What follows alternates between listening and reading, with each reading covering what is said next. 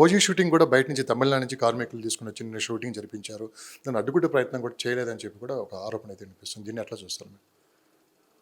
అంటే నిన్న జరిగిన షూటింగ్ మాత్రం ఎందుకంటే అది ఒకటే రోజు ఒక చిన్న 2 బిట్స్ ఉన్నాయి కాబట్టి వాళ్ళు బయట నుంచి తీసుకొచ్చారు.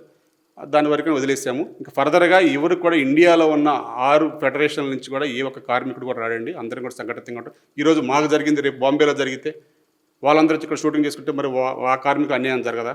అది ఒక రోజు అటో ఇటుగా, ఎందుకంటే మా సమస్య పరిష్కారం అయింది కదా, అంత దూరం ఎందుకు అని చెప్పేసి మేము వెళ్ళలేదు. కాబట్టి ఇప్పుడైతే అందరికీ ఆల్ ఫెడరేషన్స్కి ఇటు చెన్నై కానీ, ఇటు బెంగళూరు కానీ, అటు కేరళ కానీ, ఇటు ముంబై కానీ, కలకత్తా కానీ మన ఫెడరేషన్లు ఎక్కడెక్కడ ఉన్నాయి అందరితో కూడా సంప్రదింపులు జరిపాం.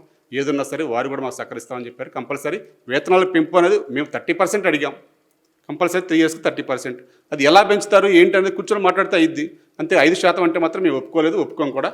కానీ ఏదేమైనా ఇప్పుడు కమిషనర్ గారు పిలిచారు కాబట్టి కమిషనర్ గారి ఆధ్వర్యంలో మన వర్కర్స్కి న్యాయం జరిగిద్దని భావిస్తున్నాం. దానికి అనుగుణంగానే మా కార్యాచరణ ఉంటుంది. కొంతమంది 30 సంవత్సరాలుగా ఇక్కడ ఇండస్ట్రీలో కూరుకొని పోయారు. వాళ్ళకి నచ్చినట్లు వాళ్ళు డిమాండ్ చేస్తున్నారు. సో ఆ డిమాండ్స్ మేము నెరవేర్చలేము. ఎందుకంటే ఆ ఫెడరేషన్లో ఏదైతే జరుగుతుందో వాళ్ళు చెప్పినట్టు నడవాలంటే కుదరదు ఇక అని చెప్పి కూడా నిర్మాతలు అంటున్నారు. సో దీన్ని భవిష్యత్తులో ఎలా చూడొచ్చు అంటారు? జరగబోయే పరిణామాలు ఈ విధంగా. సార్, వర్కర్స్ పరంగా వేల మంది ఉంటారు కాబట్టి ఎవరో ఒకరిద్దరు మాట్లాడతారండి ఇష్టం వచ్చినట్టుగా. ఇప్పుడు ఆడ కూర్చునే వాళ్ళు కూడా అందరూ కరెక్ట్గా మాట్లాడతారు. వాళ్ళు కూడా ఇష్టం వచ్చినట్టుగా ఎవరో ఒకరిద్దరు మాట్లాడతారు. అది మాట్లాడిన విషయాలను పట్టించుకోకూడదని, ఎలా ముందుకెళ్ళాలి, ఎలా దీన్ని సయోధ్య చేసుకుంటూ వెళ్ళాలని చెప్పేసి భావనలో వెళ్ళడానికి మేము సిద్ధంగా ఉన్నామని చెప్పి మేము మీడియా పరంగా తెలియజేస్తున్నాం. సమస్య పరిష్కారానికి పలు మార్గాలు ఉంటాయి. దాన్ని బట్టి మనం ప్లాన్ చేసుకుంటూ వెళ్తే సమస్య పరిష్కారం అవుతుందని మేము భావిస్తున్నాం. నిర్మాతలు ఏంది అసలు సినిమానే లేదు, ఎవరూ లేరు.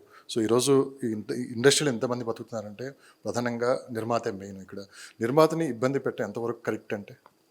నిర్మాతను ఇబ్బంది పెట్టాలని ఏ ఒక్క కార్మికుడు అనుకోడండి. మేము నిర్మాతను ఇబ్బంది పెట్టే ప్రక్రియ ఏదీ చెయ్యం. కాబట్టి ఆ నిర్మాత అర్థం చేసుకోవాలి. నిర్మాతకి అన్యాయం జరిగే విధంగా ఏదీ ఉండదు. కానీ కార్మికులు కూడా అన్యాయం జరగకూడదని మీరు కూడా భావించాలి. మేము కార్మికులు భావించేది మేము ఒకటే, మాకు ఎవ్రీ ఇయర్ రెంట్లు పెరుగుతున్నాయి, ఎవ్రీ ఇయర్ మా ఖర్చులు పెరుగుతున్నాయి, స్కూల్ ఫీజులు పెరుగుతున్నాయి. ఆ పెరిగే వాటిని మళ్ళీ మేము మా కష్టం రూపంలో అడుగుతున్నామే తప్ప మేము ఏమీ కూడా వేరే రకంగా అడగట్లేదు. దానికి ఆ వేతనాలు పెంచమని అడుగుతున్నాం తప్ప మేము డిమాండ్ చేయట్లేదు. మా నిర్మాత బాగుంటేనే మేము కార్మికులు బాగుంటాం. ఈ కార్మికులు ఎప్పుడు కూడా నిర్మాత బాగుండటానికి కోరుకుంటుంది. ఎందుకంటే మాకు ఈ సినిమా తప్ప వేరే తెలియదు. మేము నిర్మాతలు నమ్ముకొని పనిచేస్తున్నాం. కానీ మేము కష్టాన్ని కూడా అడుగుతున్నాం. ఆ కష్టం కూడా మీరు మాకు ఇవ్వమని అడుగుతున్నాం. మేము శ్రమ దోపిడీ చేస్తామంటే మాత్రం మేము ఒప్పుకోమని చెప్తున్నాం. సో లేబర్ కమిషన్ తెలియకుండా అసలు ఎలా ధర్నా చేస్తారు మీరు అని చెప్పి కూడా వినిపిస్తుంది. లేబర్ కమిషనర్ గారికి, ఛాంబర్ వారికి తెలియకుండా మేము ధర్నాలు చేయలేదు. అసలు ధర్నా అనేది మేము చెప్పలేదు. మేము చేయమని చెప్పాము. మేము షూటింగ్ ఆపము, ఇస్తామన్న వాళ్ళకి పని చేస్తాం సార్. ఎందుకంటే మీరు కొన్ని షెడ్యూల్ పెట్టుకొని ఉంటారు, మాకు అది ఇస్తామంటే పని చేస్తాం, లేకపోతే మేము చేయలేము. అటువంటి వాళ్ళకి మేము రాలేము. పనికి వచ్చేది అనేది మా ఇష్టం. అది మా కరెక్ట్గా ఈరోజు పేమెంట్ ఆ రోజు ఇస్తే వస్తాం, లేదంటే మేము కంపల్సరీ వాళ్ళు పిలిచే విధానాన్ని బట్టి వస్తాం. అంతేగాని మీరు డిమాండ్ చేసి మీరు రావాల్సిందే అంటే మాత్రం ఎవరు అట్లా రారు. కాబట్టి మేము కంపల్సరీ చేసాము తప్ప మేము చెప్పకుండా అయితే ఏ రోజు కూడా మేము షూటింగ్ ఆపలేదు, ఎవరిది ఆపం కూడా. మరి కాసేపట్లోనే లేబర్ కమిషనర్ గారు మీరు కలవబోతున్నారు. అసలు డిమాండ్స్ ఏ విధంగా ఉండిపోయి ఈ చర్చలు ఎంతవరకు కొలిక్కి వచ్చే అవకాశం ఉంది? ఎన్ని రోజులు ఈ డ్రామా నడిచే అవకాశం ఉంది? అది ఇక ఛాంబర్ వారు నిర్ణయించాలండి. మరి ఛాంబర్ వారు మరి ఎందుకు వాళ్ళు వేరే రకం పట్టుబడతారో నాకైతే ఒకటే అర్థం కావట్లేదు.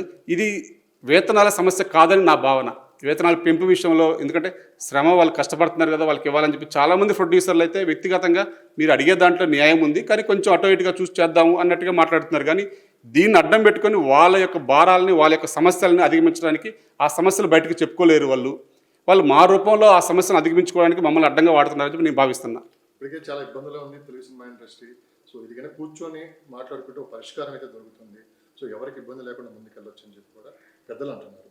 సార్, తెలుగు సినిమా ఆర్థిక సంక్షోభంలో ఉందంటే ఒప్పుకుంటాను సార్. ఆ విషయాలన్నీ కూడా ఇంకా తదుపరి మాట్లాడదాం. అది ఎందుకంటే వాళ్ళ వ్యక్తిగత అంశాలు అది వాళ్ళ ఇష్టం.